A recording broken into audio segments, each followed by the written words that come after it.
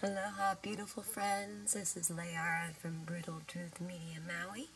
I want to update you on the GMO initiative, the proposal that's been on the ballot out here that's getting global attention. I kind of want to start you guys off on a few articles, and then you can put all the pieces together. Then, of course, I'm going to have my spin on it, but that'll be a little later in the video. I'm going to just get started on this and throw in my little pieces of advice here and there, okay? Here we go. This is starts back in March 31st of this year. It says, Maui anti-GMO march comes ahead of petition deadline. It says an estimated 2,000 people participated in an anti-GMO march and rally held on Sunday as a deadline nears to obtain signatures for a petition calling for the suspension of genetically engineered operations and practices in Maui County. Okay, I'm going to go a little bit farther and show you what's going on here. Basically, they were, here we go. I'll read you a little bit more of that. Maui initiative to ban GMO crops gets enough signatures for ballot.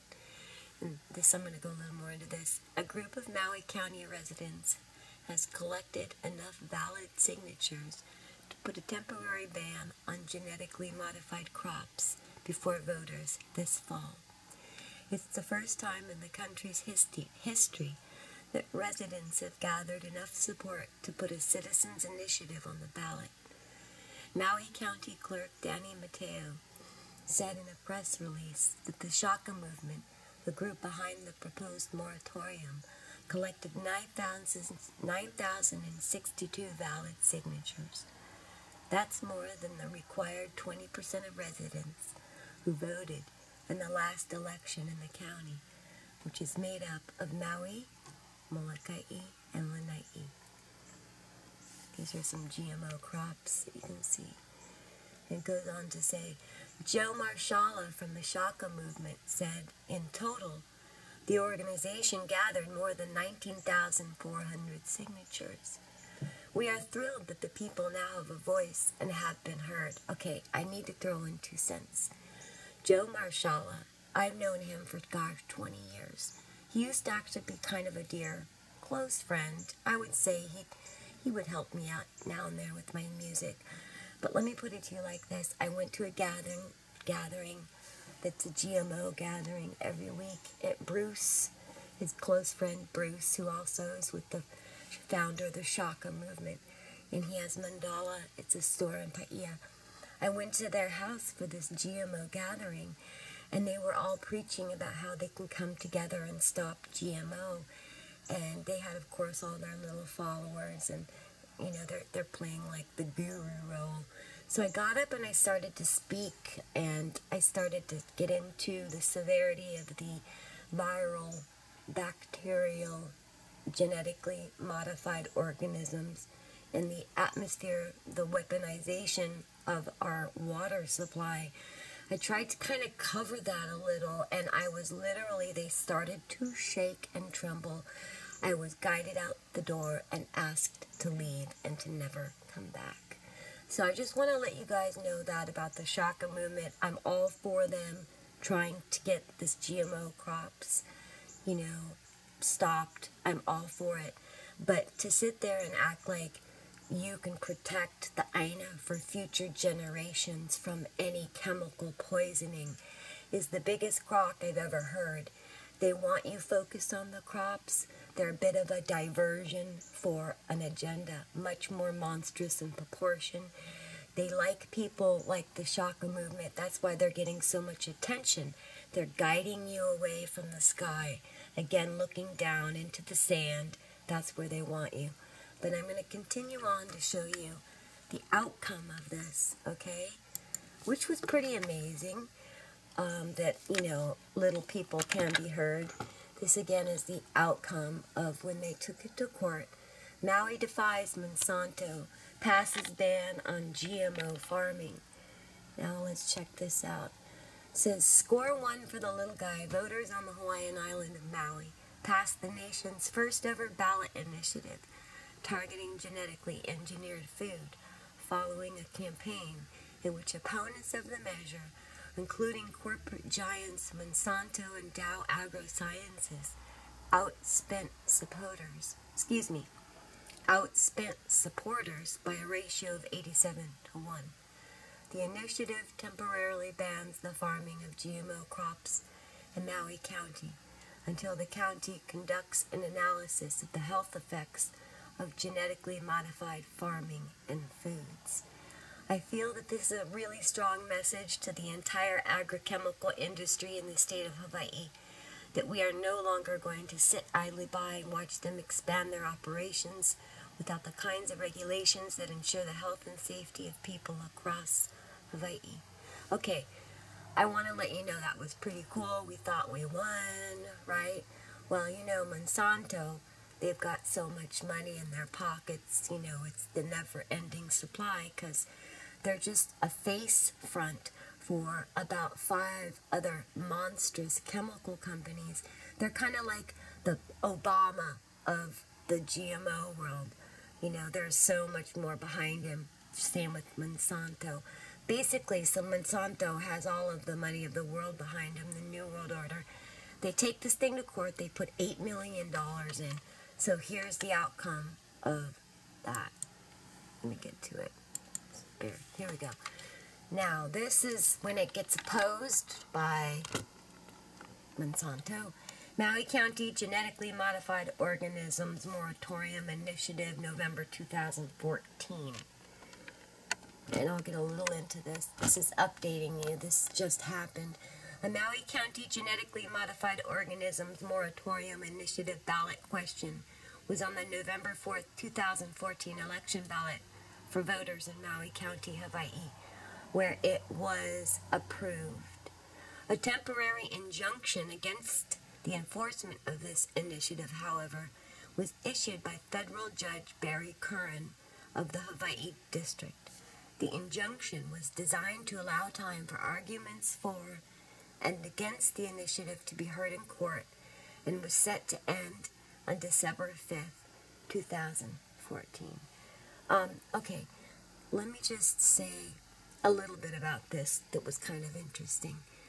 I want to show you, there is, I wonder what kind of a connection this, let's see if we can zoom in on this guy's name. I was wondering, this federal judge, Barry Curran, is the guy's name. And I thought, I want to go check this dude out. What's up with this guy? So, of course, is judge in Maui GMO case connected to Monsanto. Found this to be kind of interesting. Let me just read this out to you really quick. Of course, it's all connected. But it says, is judge in Maui GMO case connected to Monsanto.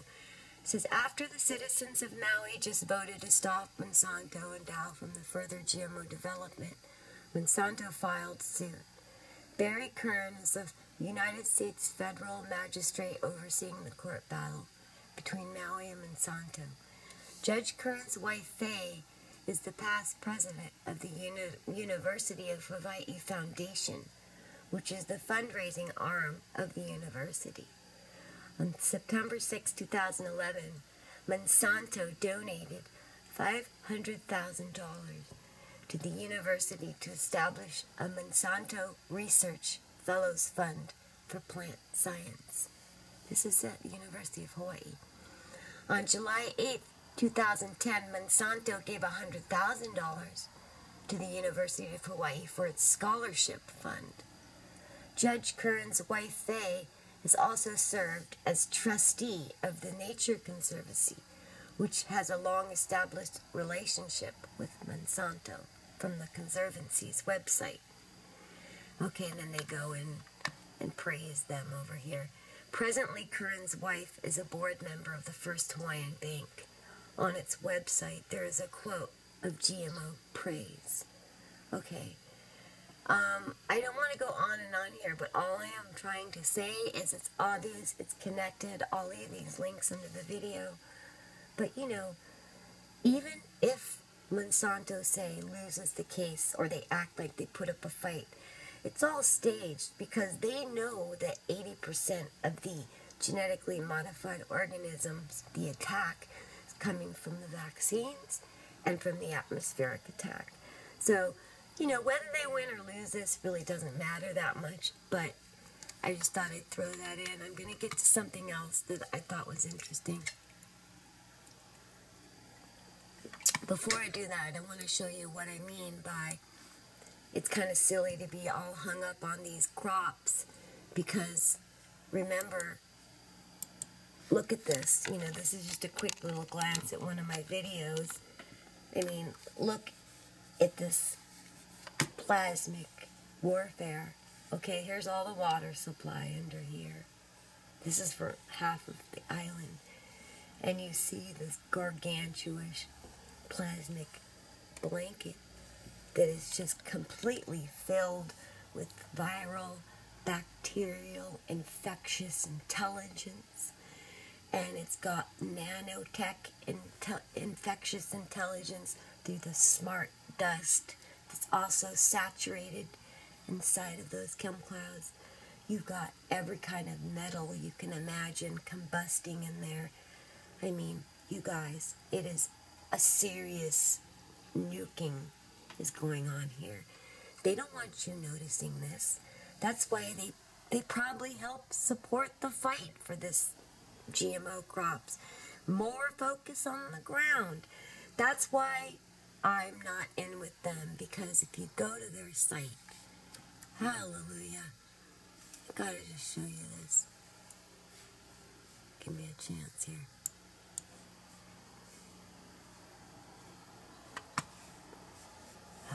Bear with me, guys. Uh-oh, it's my phone. Okay, let me try to find this here. Here it is. If you go to Shaka, the Shaka movement, and bless their hearts, I'm so glad that they're trying to make a difference. These are the people behind this initiative. Okay, the anti-GMO. But check out at the bottom, like, together we can do it. These are the guys that don't let me speak. They never let me get 2 words in.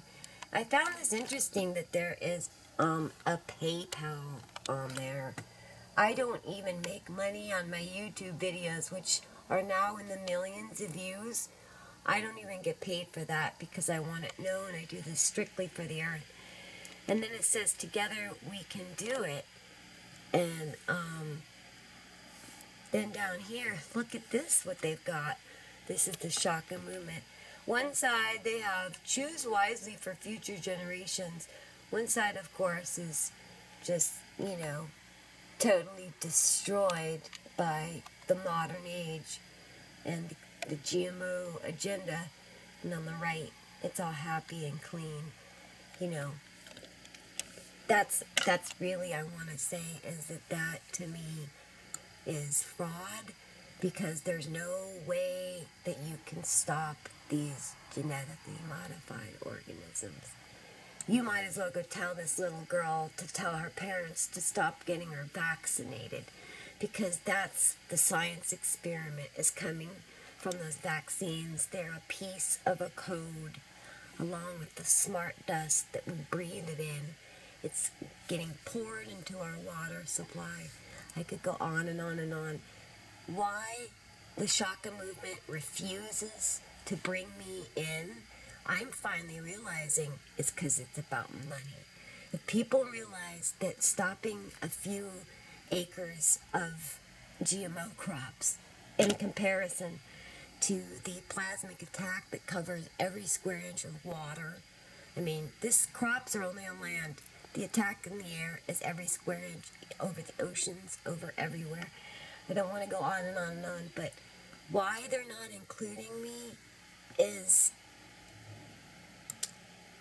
so shady. Anyway, I want to get over here and show you something else I thought was interesting.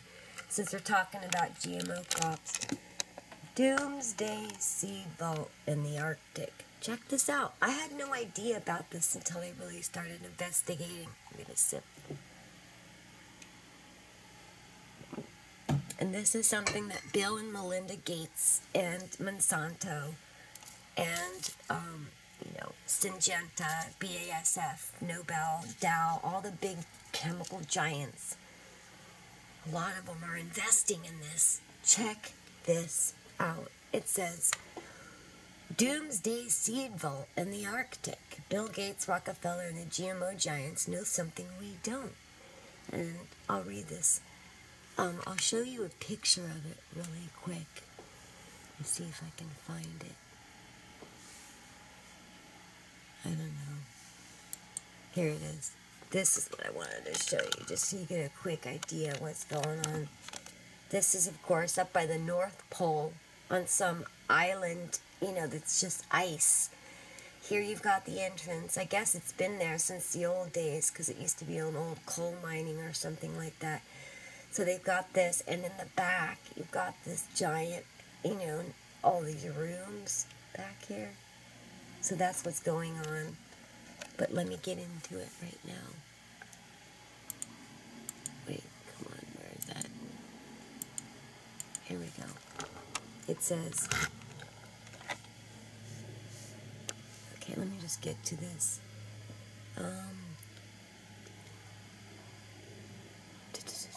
Okay, here we go.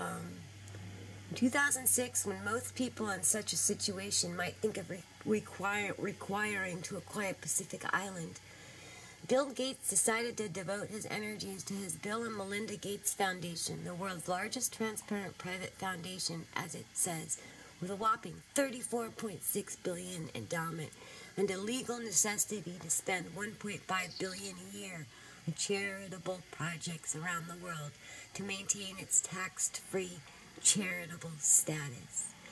A gift from a friend and business associate, mega investor Warren Buffett, in 2006, of some $30 billion worth of shares in Buffett's Berkshire Hathaway, put the Gates Foundation into the league where it spends almost the amount of the entire annual budget on the United Nations World Health Organization. So when Bill Gates decides, through the Gates Foundation, to invest $30 million of their hard-earned money in a project, it's worth looking at. No project is more interesting at the moment than a curious project in one of the world's most remote spots, Svalbard. Bill Gates is investing millions in a seed bank on the Barents Sea near the Arctic Ocean, some 1,100 kilometers from the North Pole. Svalbard is a barren piece of rock claimed by Norway and ceded in 1925 by international treaty. On this godforsaken island, Bill Gates is investing tens of millions, along with Rockefeller Foundation, Monsanto Corporation, Syngenta Foundation, and the government of Norway, along with others, and what is called the Doomsday Seed Bank. Officially, the project is named the Svalbard Global Seed Vault on the Norwegian island of Spitsbergen, part of the Svalbard Island Group. The seed bank is being built inside of a mountain on Spitsbergen Island near the small village of Longyearbyen. Sorry, guys.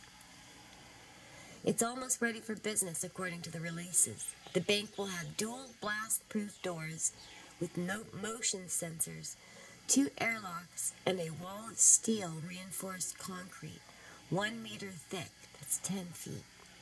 It will contain up to 3 million different varieties of seeds from the entire world, so that crop diversity can be conserved for the future, according to the Norwegian government.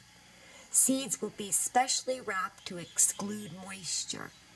There will be no full-time staff, but the vault's relative inaccessibility will facilitate monitoring any possible human activity.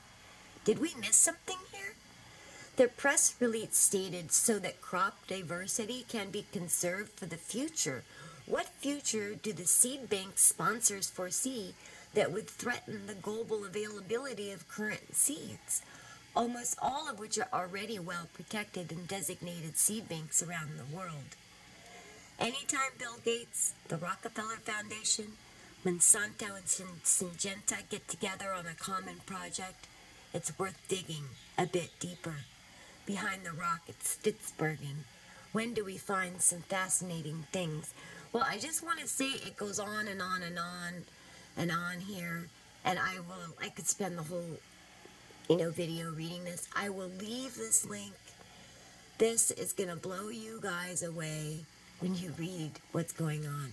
And I guess they're saying that they're not putting any GMO seeds in there, but they don't write that out on their site. So, yeah, I think it's both, seeds that are totally organic as well as masterminded GMO. But I wanted to put something else I thought was kind of cool here. Watch this. Give me a sec here. Bear with me, guys. Where is it? Oh, sorry, guys. Here we go. Look at this. Doomsday Vault now has marijuana seeds. Your weed will survive the apocalypse even if you don't. I thought this was kind of... See, this is the front of what that big old area looks like on the front of the mountain.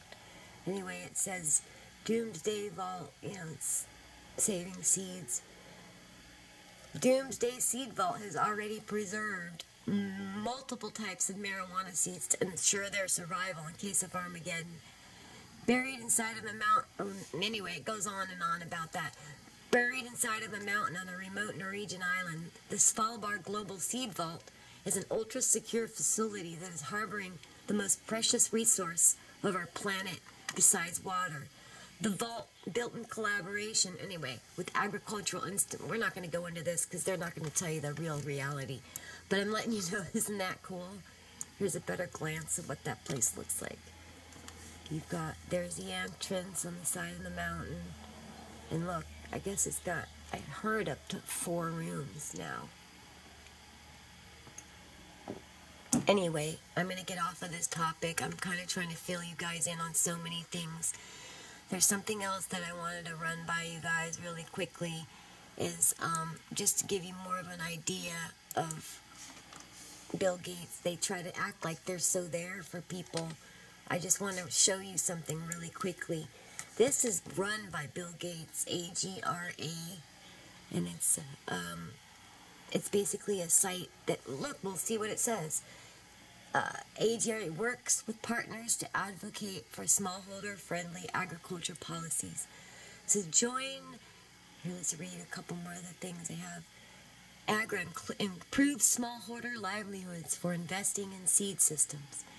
AGRA promotes environmentally sound practices that increase small farms, building the next generation of African farmers. This is all smallholder access to markets to increase incomes and food security. They're trying to make everything look a certain way, like they're there for the small farmer. But if you get over here, and it says over here, quickly, and I'm going to get over here, over this video. Let me find something here. Give me a second. Here we go. Cloaked in benevolence, AGRA is an attempt to ruin small independent farming in Africa and replace it with GM and monoculture, large-scale farming, which demands all the various chemicals the private companies sponsoring the Doomsday Vault provide. I don't want to get into that also. I'm just trying to say that Bill Gates, bless your heart, brother, man. I don't think you are doing the right things for the planet. I just gotta leave this stuff up to God. I mean, I can't even judge it. You can't make sense out of madness. All I can say is the stuff does not look good. So, I'm going to get off these channels. I just wanted to kind of just say, look, Bill Gates is behind this Doomsday Vault.